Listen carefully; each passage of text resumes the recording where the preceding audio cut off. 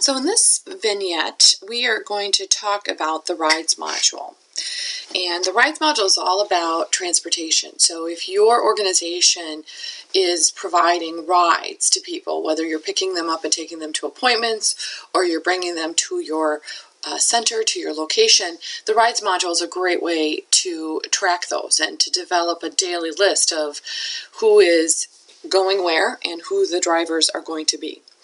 When you start with rides, you have to do a couple of setup tasks. These are one-time deals to get you going, defining your vehicles, defining your drivers, and a couple of things of that nature. You usually don't have to go back and do this very often. If you add a new driver, you're probably going to want to visit the Drivers tab. But from an account perspective, we want to make sure that we've set up our vehicles that we're using. So I'm going to go to the Account tab in the upper left-hand corner, and I'm going to go to my Resource Setup. And the first thing I'm going to do is I'm going to look to see if I have a resource type, a general type of vehicle defined. And I don't. Right now, this system was set up to only have room resources. So I'm going to add a resource type here. I'm going to call it Vehicle.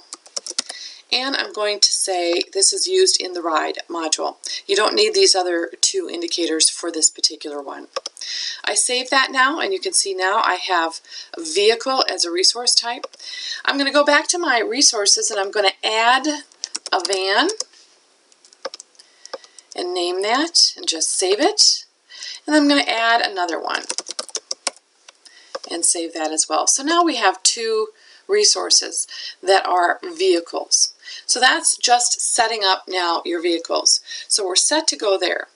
I'm now going to take you to the Rides tab, which is located in the far right area of our top tabs. All these top tabs here, these are at account level. And you can see here when I clicked on Rides, another set of tabs specific to Rides opened up below it. And so we see rides by date. This will eventually give you a list of all the rides for today. It defaults to today, but you can look at it for any time period.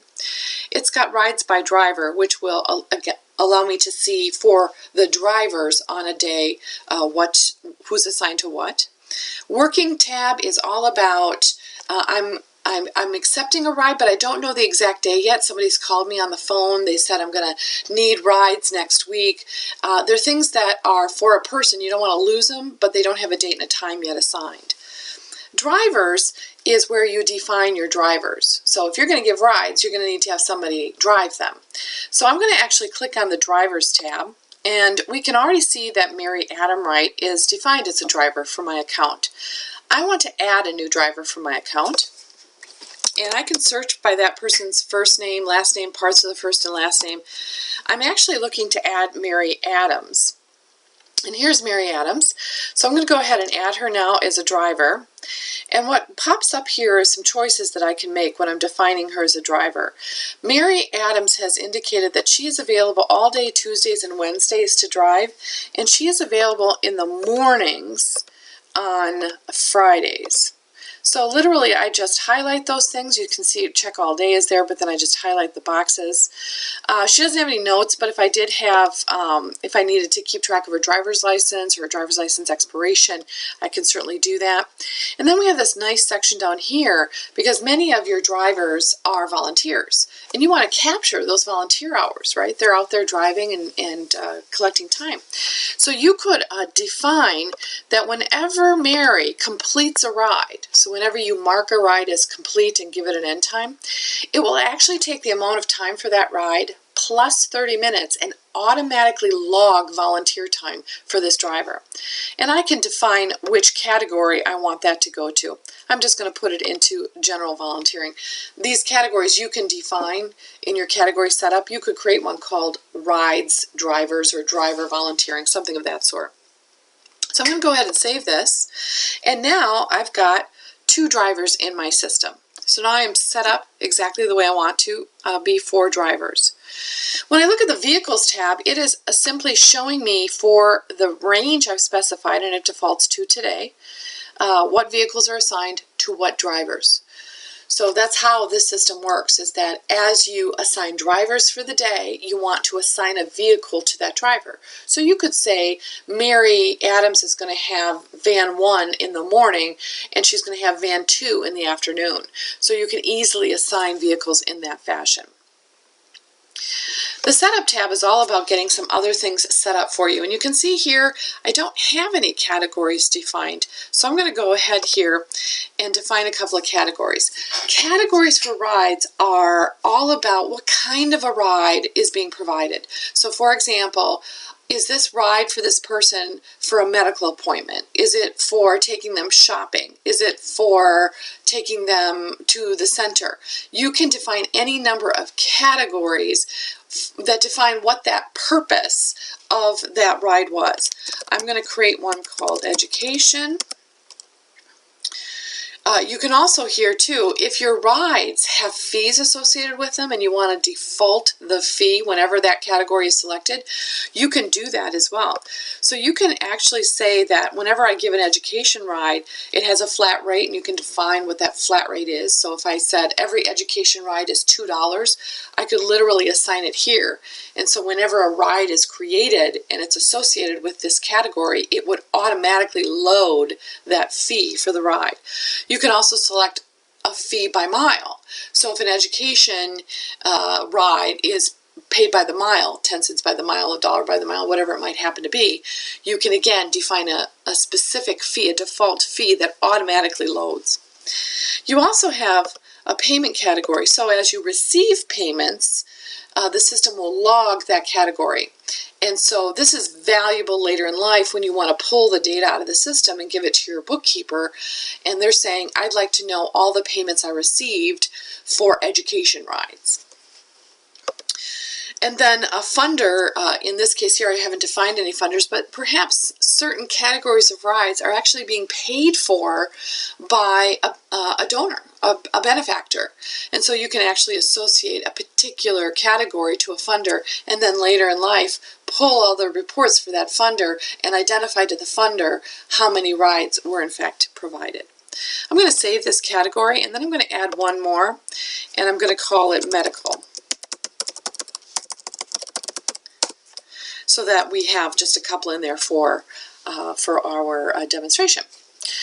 If I look further in the setup here, locations. Locations is all about where am I picking somebody up and where am I taking them to.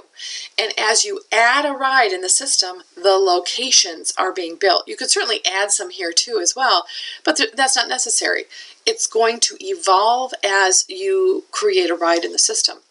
The way that you use this tab is, though, you can see here I've got a couple of locations that have the same address. So as your rides progress, as your rides develop and grow in the system over time, you'll see certain addresses being used.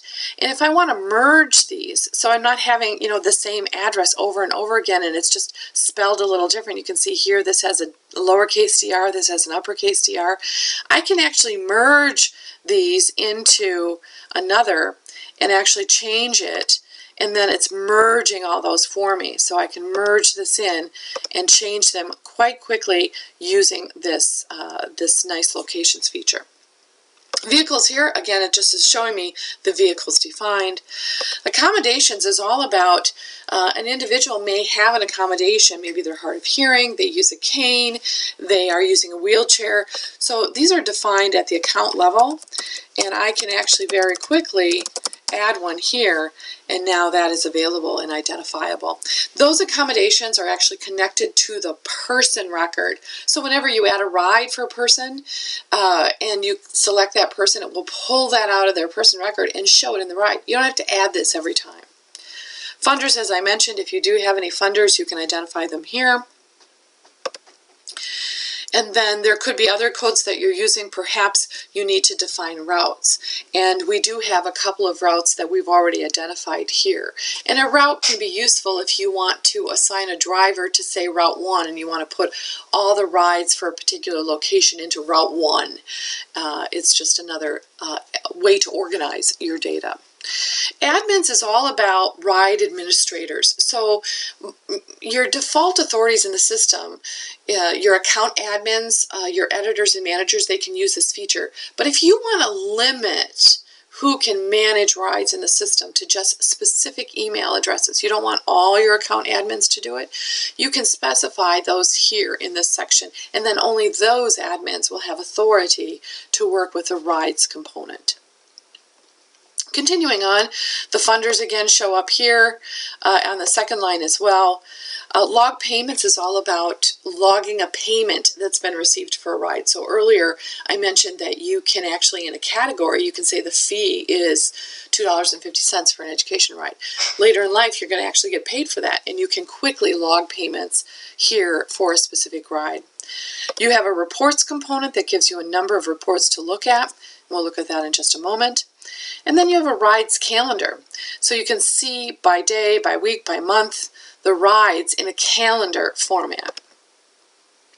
And then if you have manager authority, if you find that you've added repeating rides for an individual and you need to delete them because they're no longer needed or they were entered in error, you have a mass delete option. So I'm going to go back to my Rides main menu, and again I get there simply by clicking on the very first Rides tab at the top line, and it takes me to, again, the default for today and all the rides. This is where you go when you want to add a new ride. So that's exactly what I'm going to do right now. I'm going to click on this yellow button in the right hand side here. I'm clicking on Add New Ride. I'm going to look for a person, and I have the option of adding one ride or adding multiple rides. So this is where you might be talking to a person on the phone, and Deb is calling to say, I want just one ride, and so you can create that ride very quickly. But what if Deb is saying, I'd like to have a ride Monday next week, and I'd like to have a ride Tuesday next week, and then I'd like one a week from Monday. She's asking in one phone call conversation for multiple rides. That's where you can actually use this Add Multiple Rides button, and it opens up this pane for you where you can add up to 5 individual rides for a person. So I'm going to say here, Deb is asking for a ride today at 9:30, and I can actually assign the driver here, and I'm going to assign Mary Adams, and it's Route 1, and it's a medical appointment. And I can actually, in this same transaction, add a return pickup leg. So if Deb needs to be picked up at 9:30 to take into her appointment, she's likely telling me I want to be picked up from my appointment at a specific time. So she'll tell me whatever that time is, and I put it here, and I can again identify the driver for that return pickup leg. It will automatically load her address as the starting location, but if the starting location is something different, you could add by typing in here a different address. And then what it's going to do for destinations is it will actually present to you this rider's most common destinations. So over time, as people ride with you, they typically are having a very common set of locations that they're going to or that they're being picked up from, and those will be presented at the top of the list here. The specific location isn't here right now, so I'm going to actually type this in. You can type in whatever you like. I'm typing in just the name of the location because our drivers know exactly where that is. If you want it to be an actual physical address, you can certainly do that. You can also include a telephone number, and that's also a handy feature if you need to be able to contact that person at that location for whatever reason. If you have any notes to add to the ride, perhaps she needs to be picked up at a certain door, whatever it happens to be, you can add that. And then this is a single unit. It's just that one ride. If Mary had a personal assistant, that's a second unit because you're giving 2 people a ride. And then this is the fee. It's not going to have a fee associated with it, but you could, in fact, if you hadn't defaulted to a category fee, you could identify here, you can type in whatever fee is appropriate. So I'm going to go ahead and save this ride. And now it comes back and it shows me that that ride has been saved. If now on the phone, Deb is saying I have a couple more rides, I can certainly add more rides as I go here. And I'm going to add one more for the same day, but it's going to be later in the day. And she wants to go to Walmart, but I don't know who the driver is going to be yet. And you can see here it is, I'm just going to say education because I didn't add something for Walmart. The return pickup leg will be a little bit later, and so on. And I'm just going to save that ride so we've got it in the system. Okay? So now we are completed working with adding those rides for Deb. I'm just going to close this screen. And now it returns me to my rides list for the day.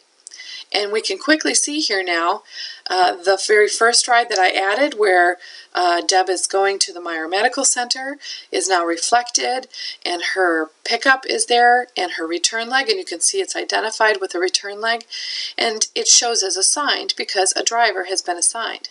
The afternoon rides, however, there's no driver that's been assigned here, and it does reflect that, and it says it's unassigned. It highlights that in yellow for me, and that gives me a visual indication that I need to do something as the transportation coordinator.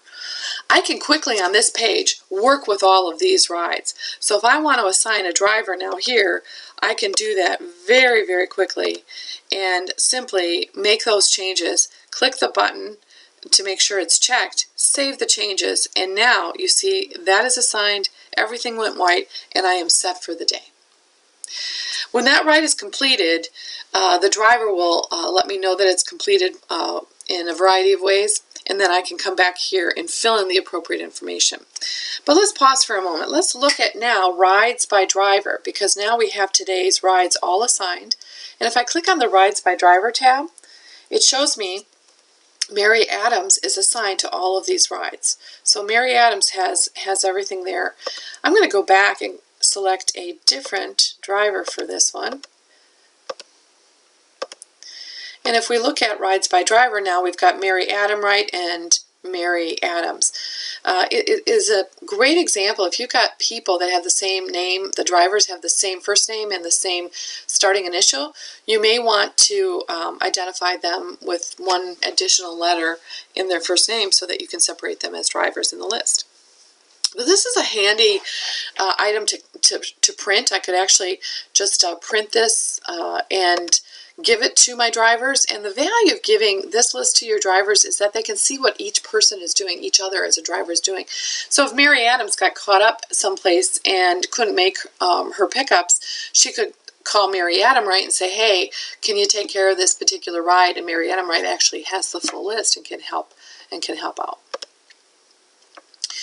So as we go back here and we look at rides by date, if you want to now give a driver their individual schedule, I would filter this list to that specific driver. And I have a couple of options. I can email that list to Mary the night before so she can get it in her own personal email, or I can just print this and have it available here for Mary to pick up, and it would look something like this. And this shows all of what she's got going on for the day. And this is nice to have it printed because as she ends a ride, she can write in the time of ride ended.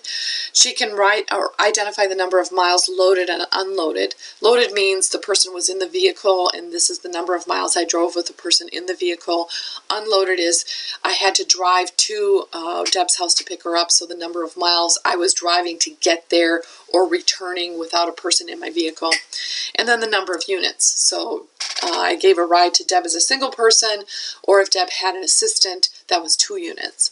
So as a driver, I get this printed list and then I fill this in as I go. And at the end of the day, I hand this back in to the transportation coordinator, who then will input whatever I've handwritten on my piece of paper. And let's just say, for purposes of example, that at the end of the day, Mary did return this and she had ride ended information. Before I go there, I want to show you one more thing. If I were to email this list the day before to Mary, I click on the email button and I want to go ahead and send this. What it's doing is, you see here in the text of the email, it is now giving that entire ride schedule in an email. So I can actually send via email this list to a driver.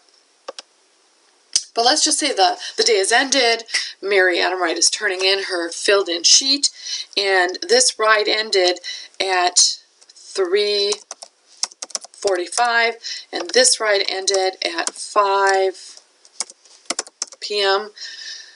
So I'm going to actually I'm going to type these in as 3:45 p.m., 5 p.m., and miles loaded was 5 miles loaded. And you don't necessarily have to track. If this isn't important to you for tracking, you don't have to do it. And I'm going to save these changes. And now it changed these to complete. Those changes are in fact saved. They are reflected in there. And now I have completed that information for the day. The value of now that completed information is reporting is now going to show me that kind of information. If I go back to drivers, I can now see that the driver information shows some things here. So it shows the individual driver activity. So Mary Adam Wright had 2 rides assigned in this date range, and 2 are now done, the units and so forth. So I can quickly see a summary by driver. But I also have some other nice reports here if I go to the Reports tab. And I can see for the day, right, today, total number of rides was identified as 4, assigned and completed, and unique locations identified. So you get some nice reporting information here. You can also see some other reports if you'd like, and I've got a couple of other kinds of reports that I can run. So I can get some quarterly reports and see some data as well. I can also get some by category and passenger type. So you get a lot of nice reporting options here. Resource summary, we actually didn't assign vehicles in this case, so there isn't a resource summary that's provided. If I wanted to look at the calendar, so again, going back to today's calendar, this is where you see the rides that are identified, and you can quickly see what those reflect. So as you give lots of rides, this calendar view would be completed. So that is a quick view of the Rides module. If you have any questions, just give us a call at our support. Thank you so much.